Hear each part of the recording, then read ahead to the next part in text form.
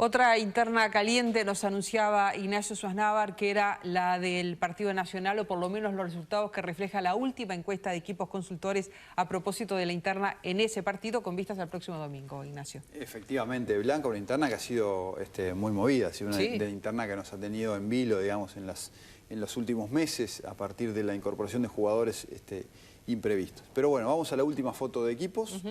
Una muestra grande, 2.700 casos, más de 900 votantes del Partido Nacional. Esto, reiteramos, no es un pronóstico hacia el domingo, es simplemente la última foto del pasado.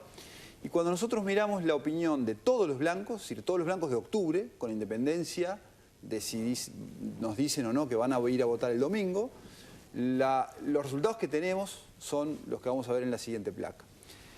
47% dice que prefiere como candidato a presidente del Partido Nacional a Luis Lacalle Pou, 30% a Juan Sartori, 19% a Jorge Larrañaga, 4% a Enrique Antía.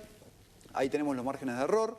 Las diferencias entre los candidatos están por encima del margen de error, por lo cual son diferencias que consideramos estadísticamente significativas. En esta última foto de equipos previo a las internas, cerrada el 25 de junio, el orden de los candidatos es un orden que está claro, digamos, está perfectamente escalonado. Si nosotros vamos a la segunda placa, donde vemos la evolución, vemos que ha sido una interna que ha tenido estabilidades y cambios. Lacalle Pou ha liderado esta interna durante todo el tiempo, desde que empezamos a medirla más sistemáticamente a mitad del año pasado. En algún momento estaba por encima del 50%, en los últimos meses ha estado entre el 45 y el 50%. Jorge Larrañaga ha estado ahí poco por encima del 20%, ahora con leve tendencia a la caída. Antía también estable, y hay un actor que es el único que ha crecido fuertemente en este periodo, que es Juan Sartori, que pasa de un 2% en diciembre, crece sucesivamente hasta un 24% en mayo y un 30% en junio, colocándose en un segundo lugar. Es una interna claramente dinámica.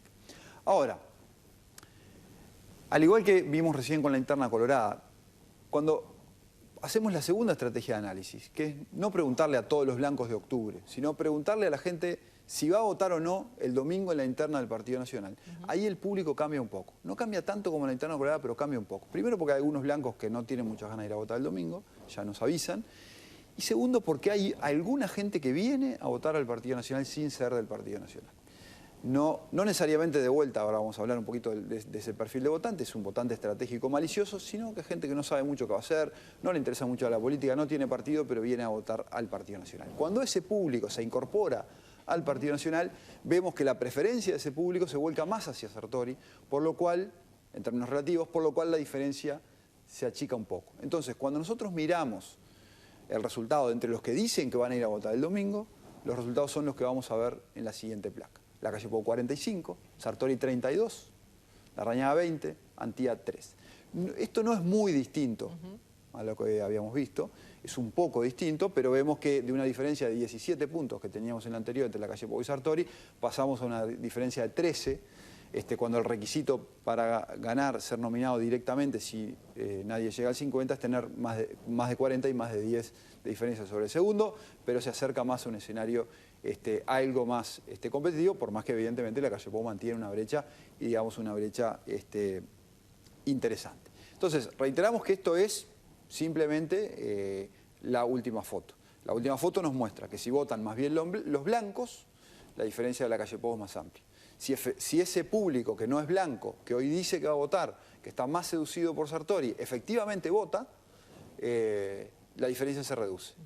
Es un público menos politizado. Menos politizado. Pero si ese público votara más que el público politizado, o sea, acá hay como un choque de dos modelos que analizamos la última vez. ¿Quién va a votar más? ¿El votante no politizado con nuevas formas de vínculo o la estructura tradicional partidaria? Bueno, en los dos bandos diría tiene que haber orden de no aflojar. Porque si cualquiera de las dos estructuras pincha, esas magnitudes, esas diferencias pueden cambiar.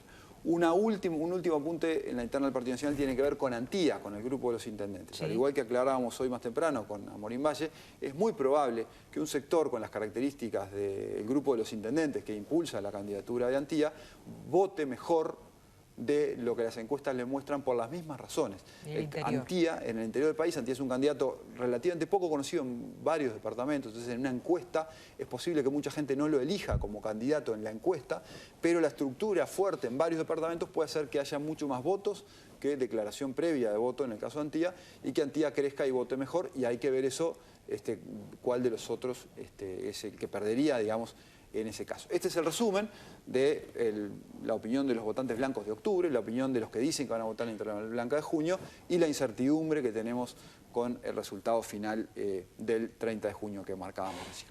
Es un partido que tiene un crecimiento muy importante de un candidato, sí, con una caída de otro, que es el caso de Larrañaga. Sí. Esa subida es a expensas de Larrañaga y un poco de la calle. El crecimiento de Sartori tuvo una primera etapa donde básicamente crece a partir de todo lo que no era la calle Pou y Larrañaga. A gente, blancos que no tenían, no les gustaba mucho ninguno de los dos candidatos, eso había como un 20% de votante desencantado con la oferta, y hacia ahí eso capta Sartori. Después se empezó a captar más bien fuera del partido, en estos otros segmentos que comentábamos recién. Y después parece haber cierta erosión de la Larrañaga, que no es muy grande, pero parece haber cierta erosión. Lo que pasa es que eso también fue en algún gradito a fortalecer o a refortalecer a la calle Pou, que había tenido a principio de año una candidatura. Entonces, también el segundo lugar ahí está en duda. O sea, está en duda. Lo que digo es, en duda puede haber muchas cosas porque esto no es un pronóstico, pero lo que digo es... ¿Puede ser reversible esto? Yo no me animo a hacer un pronóstico. Lo que digo es, si la movilización efectivamente de Sartori, de todo este público tan particular, con formas novedosas de convocatoria, tiene un éxito rotundo, entonces la diferencia con la calle Pou puede achicarse y Larrañaga quedar claramente distanciada en un tercer lugar. Pero si todo esto no funciona, esto no es una golondrina que no hace verano, digamos, en realidad la diferencia con Larrañaga puede achicarse. Pero bueno, en la última foto los escalones son muy claros. La calle Pou en el primer lugar, Sartori en el segundo, Larrañaga en el tercero. ¿Te parece hablar un poquito más de este voto extrapartidario, que es un fenómeno nuevo?